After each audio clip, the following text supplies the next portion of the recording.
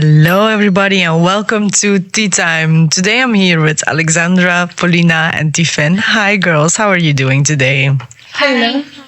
We are good, no? Yeah, we're good. How are you, Ilana? Well, I'm not that great because this was the last time I got to say this sentence because we arrived at the final episode of our podcast series. It went by so fast. It went by so fast. It's really sad. Exactly. I'm so lucky I have my chilled vanilla latte to keep me Same. a little bit happy on this sad day, and that I can spend our last few minutes together with the guys that are listening to us. It feels so surreal because this has been so much more than just a series of recorded conversations. It's been a space of honesty, of courage, of deep listening. And when we first began this journey, we knew that we wanted to do something important, that we were trying to do something really big. We weren't here to explain away anyone's existence or argue their validity. We were here to pass the mic, to create a platform for people whose voice often go unheard or are misrepresented, like we talked about in the media episode. Especially in conversations about gender identity that go on bullying platforms on Instagram, TikTok, YouTube. I mean, practically everywhere. We started by breaking down the basics. I don't know if you remember, we wanted to explain difficult words like biological sex, gender identity, what it means to be transitioning from male to female or from female to male, or being non-binary. We also explained the beautiful metaphor of the butterfly, soft yet strong. Because language matters. It matters so much more than we ever could be able to explain. And so does the context in which we use it. Matters. Throughout this whole process, we all kept thinking about the courage it takes to live authentically in a world that often meets difference with fear or even violence. The people we spoke to didn't owe us their stories. They chose to share them. And in doing so, they created something so incredibly powerful, something that goes far beyond this podcast. We are so proud and happy that the people we have interviewed and worked with were wanting to be so open with us and with you guys listening. A special part of this journey was recording at the Rainbow House by the Sea in Ostend. That house became so much more than just a location. It became a safe, honest space. With the help of Edie, who holds that space with such warmth and strength, we were able to sit down with, I think, more than 10 individuals from across the LGBTQIA plus spectrum. And each of them brought truth, emotion, and wisdom into the room. And now, looking back at everything, I just gotta say I'm grateful. I'm grateful for every laugh, for every story, every pause, and every word that made it into these episodes. Feel the same, Ilana. It's such a... we are in a very special moment today, I can say that. And what we learned through this process, what we felt was that identity is deeply personal. But the right to live safely, openly, and with dignity should never be. We explore the difficult realities many trans and non-binary people face every day. Misgendering, for example, might sound like a small slip to some. But as we heard over and over again, it's an erasure, it's a microaggression that builds up, that chips away at someone's sense of self. And it's exhausting.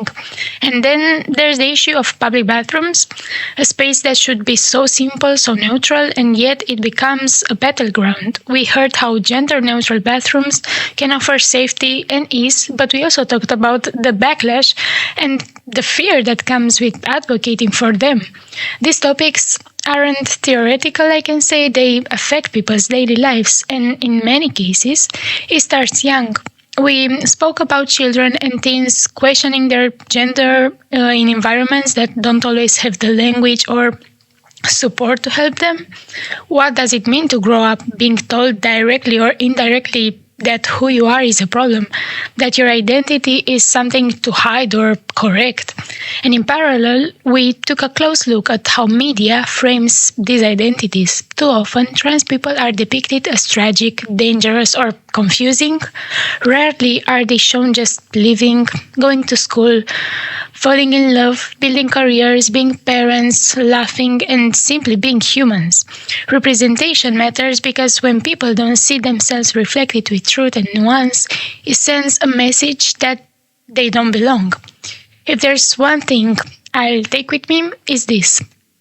Allyship isn't passive, it's active. It's about learning, unlearning, and standing up, even when it's uncomfortable, especially when it's uncomfortable. You don't need to understand everything about a person in order to support them. You just need to respect them. Yeah, you're totally right, Alexandra, and I think it's one of the most important words. I want also to talk about another word that kept coming out through this podcast. It's support. Support from family, from friends, from school, from healthcare system, partners, workplace, strangers even. We heard personal accounts of people navigating healthcare systems that aren't built with them in mind, of people waiting years of gender-affirming care, dealing with invasive questions, or being outright denied access. We talked about what it feels like to constantly advocate for yourself in spaces that should protect you. And we talked about violence, about the reality that trans people, especially Black trans women and other trans people of color, face disproportionate levels of violence, harassment, and intimate partners abuse. These aren't isolated cases. These are systemic patterns, and they demand attention, accountability, and action.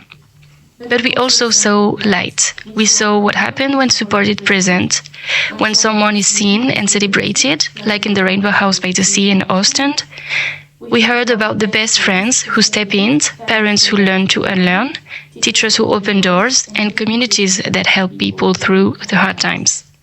That's why I hope we take from this not just awareness, but action, and not just sadness, but solidarity. As we close this series, I want to reflect on what we heard when we asked, what do we expect from society? The answers were both simple and profound. People wanted to be treated with respect, to be safe, to have access to jobs, housing, love, community, to talk down the street without being hated. No one asked for anything extraordinary. They just wanted to exist freely and fully. We discussed how inclusion must be intentional, how being under the same umbrella doesn't always mean equal support or visibility, and how important it is to implicate trans voices in all the spaces, especially those that claim to be inclusive. We also talked about drag and trans identity, how they intersect, how they differ, and why conflating them can sometimes erase both. Leaned into complexity because these issues aren't just black and white, and we didn't shy away from difficult conversation. Now, we want to invite you to continue this with us.